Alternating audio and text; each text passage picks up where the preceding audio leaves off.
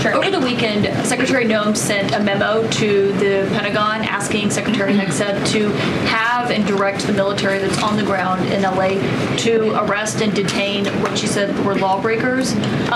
Is the president okay with that? And under what authority would the members of the military be able to arrest people inside the United States? I can't speak for a letter that came from the Department of Homeland Security. I can't speak for the president and what's currently happening on the ground now. And as you know, the president federalized the National Guard under U.S. Code 10, which he has the authority to do.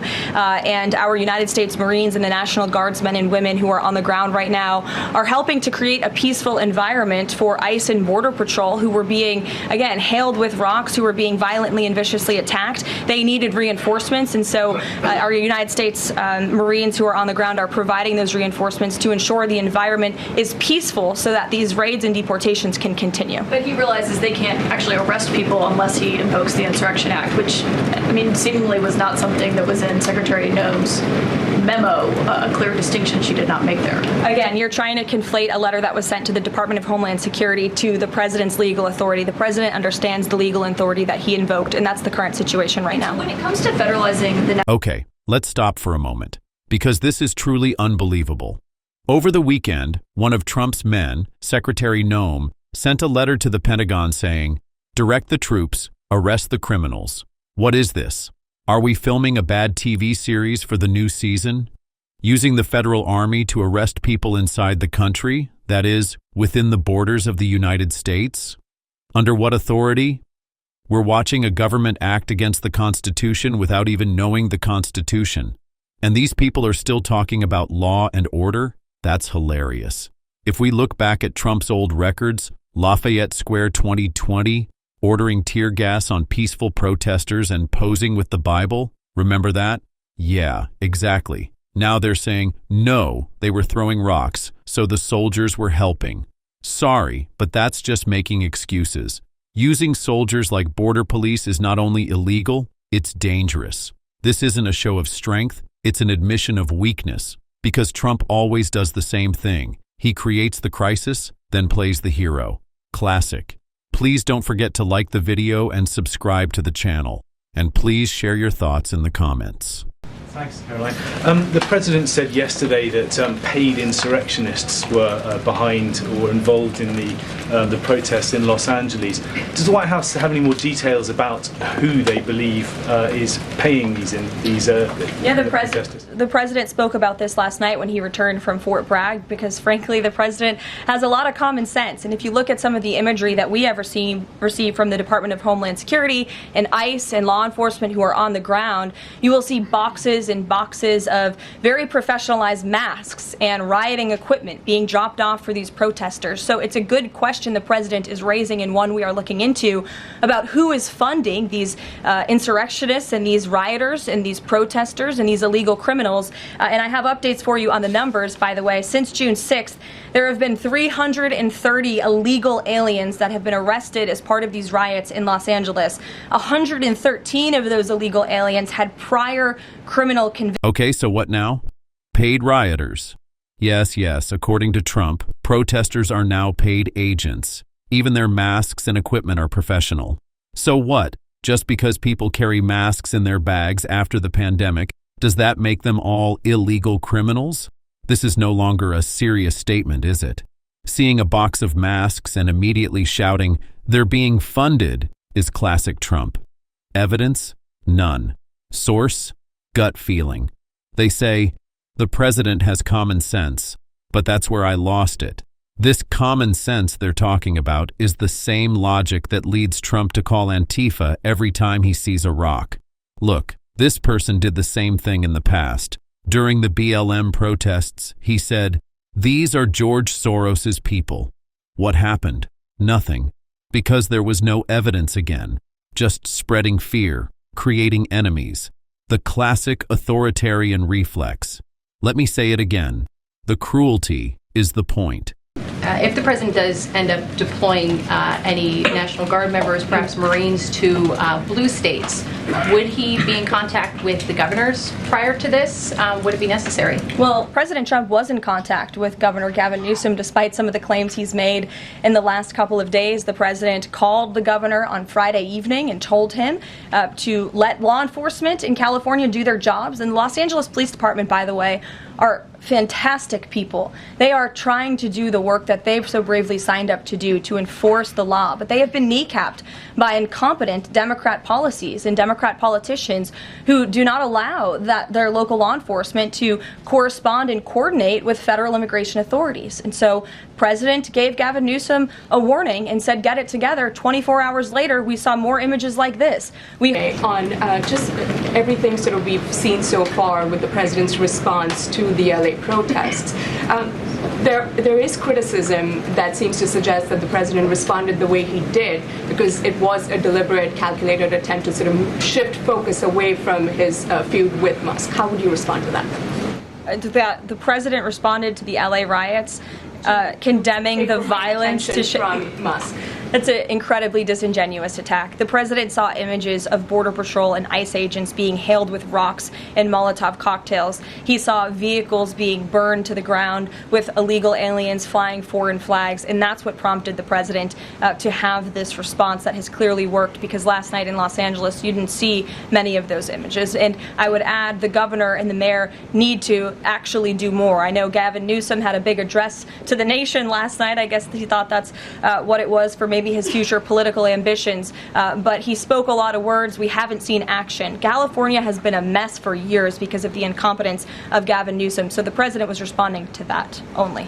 Caitlin. Now stop, because this is your welcome to the Trump universe. The president is considering sending troops to California, but maybe he'll talk to the governor. Maybe. Because according to Trump, state governments, especially blue states, are just decorations whose funding will be cut. And of course, he talked to Gavin Newsom, or in his own words, warned him. So imagine a federal leader telling a governor, get your act together or I'll come down on you. What else is that but a threat? And of course, the classic line that follows, Democratic policies are preventing the police from doing their job. Same song, different album. Remember, he did the same thing in Portland. He sent federal agents despite local opposition, and things got even more chaotic.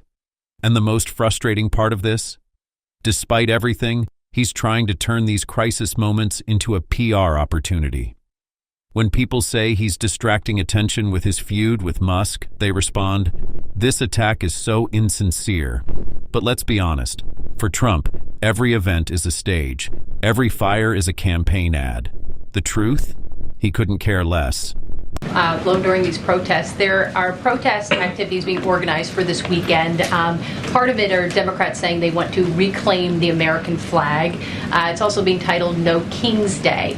Does the president see himself as a king, and does the White House expect to see American flags being flown during these protests this weekend? The president views himself as the president of the United States of America. This is a constitutional republic, and we want to see all of our citizens be proud of the country in which they are given the privilege and the blessing to live. And I think that those images of foreign flags being waved with, by illegal criminals and by violent rioters in the face of cars blowing up and of flames in the city. I have photos of that here to show you. With this violence and destruction that occurred is an image that Governor Gavin Newsom owns. This is his city, and President Trump saw these images, and he said that is not going to be accepted or tolerated, and hence why he deployed the National Guard and United States Marines who have helped to quell that violence. Here we come to the real issue, the flag issue. It's the same tactic every time. People take to the streets, raise their voices against injustice, and what happens? Trump supporters immediately cry out, but what about the flag? Now the protests are called No King's Day, and they're right, because Trump has always seen himself not as a leader, but as a king. He valued loyalty over rules, and that's why people are saying, let's take back the flag, because you stole it. That flag isn't just for waving at NASCAR races and gun shows. That flag belongs to those who want peace, to immigrants, to dissenters. But Trump waves foreign flags and says, "Look, the city is burning." It's all part of the same old blame the other theater. Manipulation 101. If this country is a constitutional republic, then protest, anger, and symbols reclaimed with new meaning are part of it. True patriotism isn't about suppressing different ideas. It's about confronting them. But Trump never understood that, because understanding was never his goal. I think this is extraordinary, Mr. Chairman. We're talking about a pretty massive investment of appropriations dollars into a plane that the Secretary is saying is currently planned to be transferred personally to the President. There's a lot of other pending needs that we need to fund. This would seem to be low on the list. Mr. Secretary, one final question. Obviously, you know that there is a concern in the public about a double standard that is applied to protest, sometimes protest that turns violent. The president, when he came into office, issued pardons to the individuals that attacked the United States Capitol, including those individuals who beat savagely police officers. You have deployed the National Guard and readied Marines in a way that many people think is unnecessary given the state and the local resources. So maybe let me ask the question this way so that you can assuage people's concerns that there is a double standard. The National Guard was deployed here on January 6th, and that was a decision made by the Department of Defense. Do you support that decision? Do you believe that that was the right decision to deploy the National Guard to defend the Capitol on January 6th? All I know is it's the right decision to be deploying the National Guard in Los Angeles to defend ICE agents who deserve to be defended in the execution of their jobs. But I think it's important to know whether you think it was also important to have the National Guard defending the United States Capitol when there were violent protesters here on the president's behalf, to make sure that folks know that you care about protest, whether it's against the president or on behalf of the president. Senator, I was in the Washington, D.C. National Guard when that happened and was initially ordered to go guard the inauguration of Joe Biden. But This is it. This is where everything becomes crystal clear. The Trump administration's double standards are now so obvious that they are saying, this is different, that is different, right to our faces.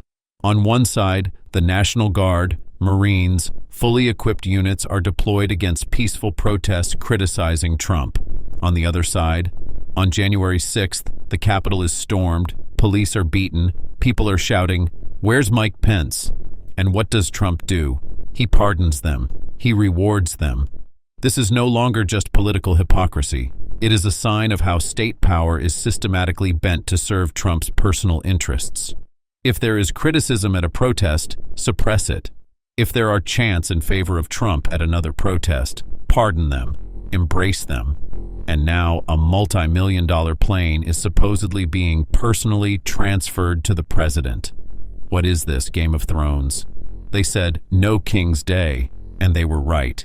Because this man sees himself not as the people's servant, but as the people's owner. And if we remain silent, one day we might wake up and find ourselves living in a kingdom. Please don't forget to like the video and subscribe to the channel. And please share your thoughts in the comments.